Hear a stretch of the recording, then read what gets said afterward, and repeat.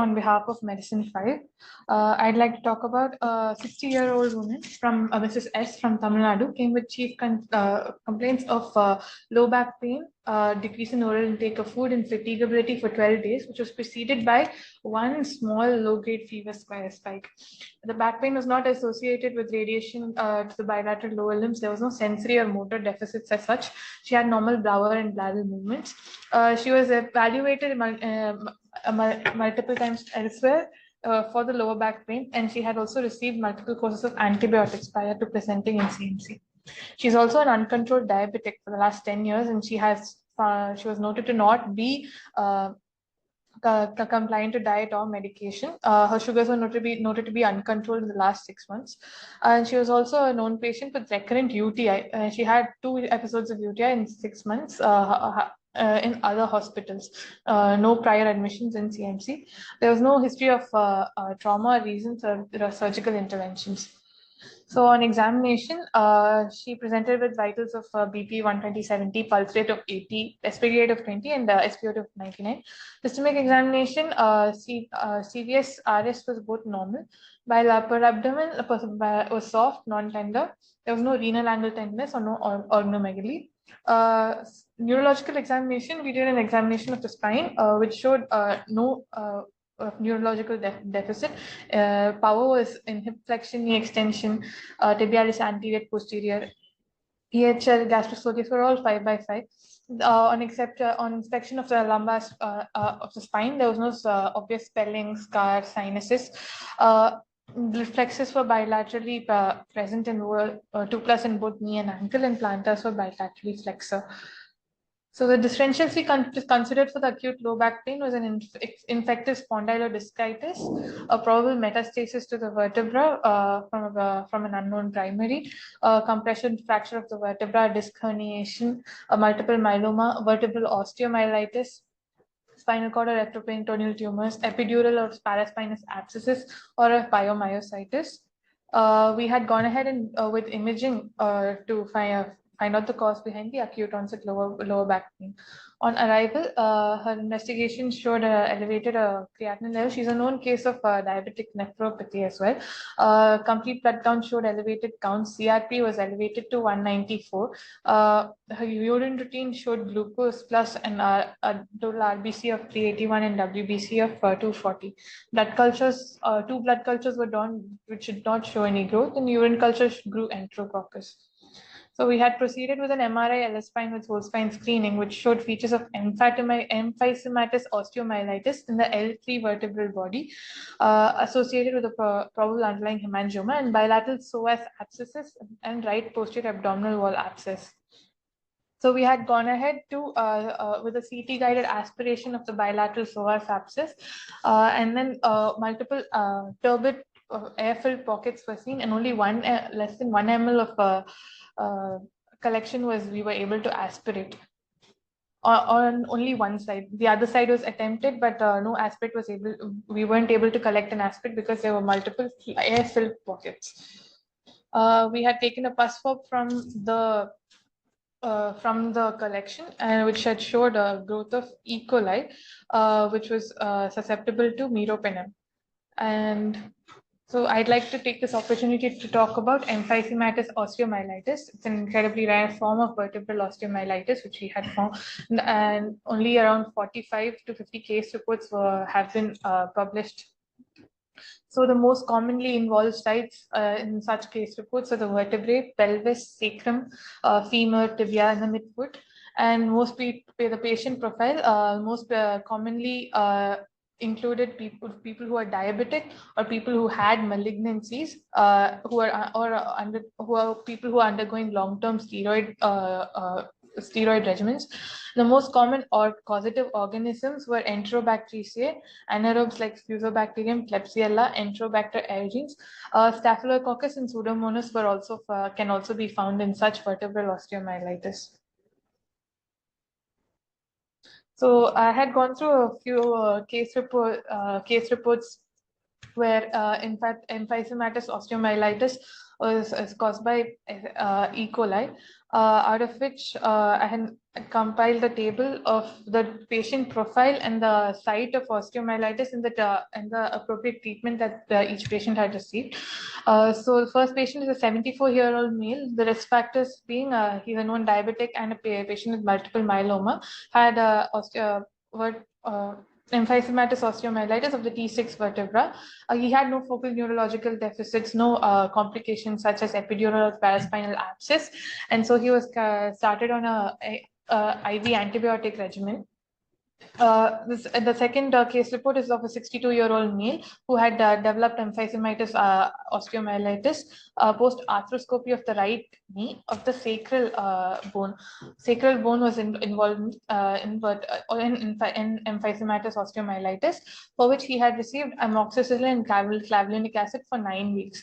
The third study is about a 72-year-old female who had long-term steroid use along with diabetes, where the T12 and L1 vertebrae is involved. For her, since she had neurological deficit, laminectomy was done and pus fluid exudate was removed, following which she was started on a course of cefotaxime.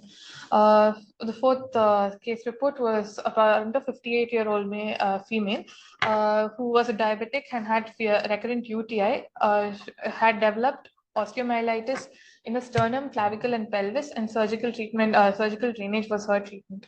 Lastly, in 58-year-old male had uncontrolled diabetes and osteomyelitis involving the T5 vertebra, for which surgical intervention was done. There was also a systematic and narrative review which had showed that people with complications of emphysematous osteomyelitis, such as necrotizing fasciitis, epidural or paraspinal abscess, have increase in mortality and need to be aggressively treated surgically and with high-grade antibiotics. Coming to our patient, the organism that we had isolated was E. coli, and her risk factors were she was a known diabetic with recurrent UTI. She was also known case of chronic kidney disease, and her BBVS showed HBsAg positive. The site which we found was L3 vertebral body was involved, and the treatment was we did a CT-guided aspiration of the psoas abscess, followed by a 6-week dose of meropenem. The duration of the dose of the meropenem regimen is to be decided on OPD basis post her clinical condition after 6 weeks.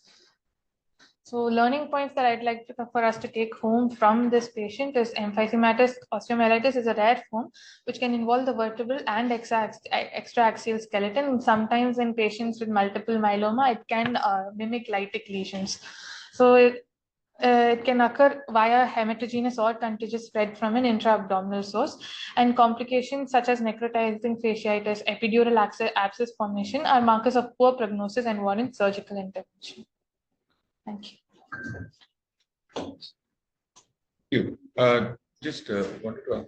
So there was no evidence of any pyelonephritis or anything. This was not contagious from. Where is the source for this? Our theory is that she was previously treated for UTI multiple times outside. So she was already undergoing multiple antibiotic courses. So our the urine culture that we had taken actually grew enterococcus. But our theory is that maybe she had grown which was partially treated outside before she presented here. So contagious spread can be possible. No, contagious spread means you'll see a renal abscess of some sort that's actually moving on to the psoas. Did we rule out an endocarditis? Yes, echo. So with this, we don't have to actually go in and remove. I mean, do a surgical clearance, huh? Surgical of the vertebrae. I mean, I know you drained the psoas abscess. Yeah, the surgical we had involved spine in the spine surgery in the management of and surgical intervention is indicated when there is an epidural abscess as opposed to epidural abscess. There is a focal neurological deficit which is clinically Otherwise, we can leave. Otherwise, we can. What is a fumous stone sign? Oh, fumous stone sign is the typical appearance of the air in the vertebra in patients with vertebral emphysematous osteomyelitis. Yes, I closed it.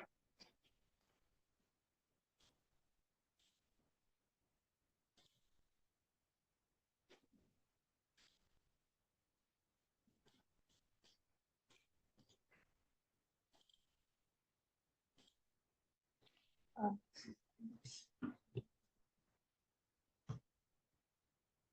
the L3 vertebra.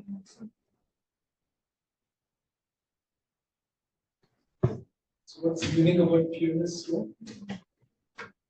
Has multiple pockets of air interconnected. Pureness flow in the water what happens? Efforts. It flows as a zero air side. So that's what you see in this flow. That you see multiple flows.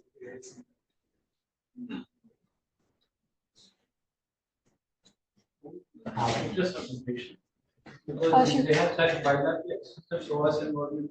Some, I mean, clinically, how was she lying flat over the knees extended and hips extended? So they'd be usually psoas spasm. When she had presented to us previously, she was independent for all activities of the day, and she had debilitating pain. So her hip flexors could have been actually this patient I hadn't seen personally, but it could be that she was having. So there's all the hip examination becomes side by side. Nobody with the psoas abscess will usually allow you to flex the hip at all. They have such severe pain. And if she was in severe pain, then the power would not be assessed also. Yeah, maybe she was. I had seen this patient ED actually, that she was already treatment modified. Outside hospital, they run a CT which showed features of emphysematous pyelonephritis and osteomyelitis. So I think it's a concomitant disease. When she came, she already received some 5 days of treatment, but they felt that the spine osteomyelitis is not improved. That's why they referred her here. That's why. So when she came, she was not. She had similar local tenderness, but the renal thinking was that was normal.